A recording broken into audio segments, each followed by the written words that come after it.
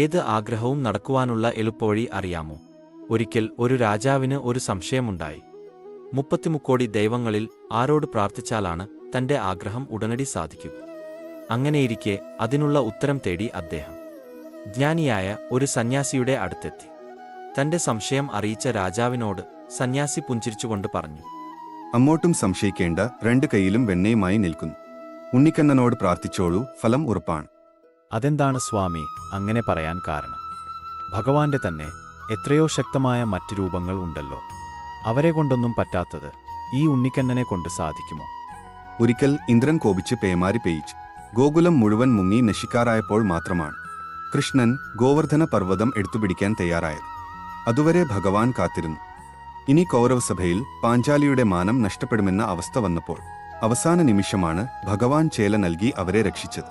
അവിടെയും പരീക്ഷണം നടന്നു. സ്വന്തം സതീർനായ സുദാമാവിനെ പോലും ദാരിദ്ര്യത്തിന്റെ നെല്ലിപ്പലക കാണിച്ച ശേഷം മാത്രമാണ് ഭഗവാൻ ഐശ്വര്യം നൽകിയത്. ഇനി അർജുനന്റെ കാര്യം എടുത്താലോ, യുദ്ധക്കളത്തിൽ സ്വന്തം ബന്ധുക്കളെ കണ്ടു തളർന്നു. ഇനി പോരാടാൻ വയ്യ എന്ന് പറഞ്ഞ് വില്ലു താഴെ വെച്ചപ്പോഴാണ് ഗീതോപദേശം നൽകാൻ ഭഗവാൻ തയ്യാറായത്.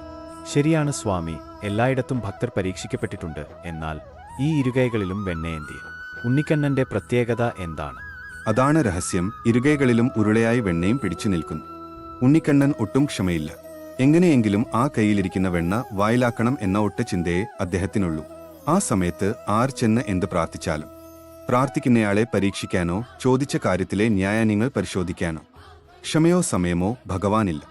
ചോദ്യം കേൾക്കുന്ന പാതി വെണ്ണ തിന്നുന്ന ഭഗവാൻ തഥാസ്തു എന്ന് പറഞ്ഞുകളയും. കാരണം ഭക്തന്റെ കാര്യം ഒന്ന് പെട്ടെന്ന് തീർത്തുവിട്ടാൽ മാത്രമേ ഭഗവാന് സമാധാനമായി വെണ്ണ കഴിക്കാൻ സാധിക്കൂ.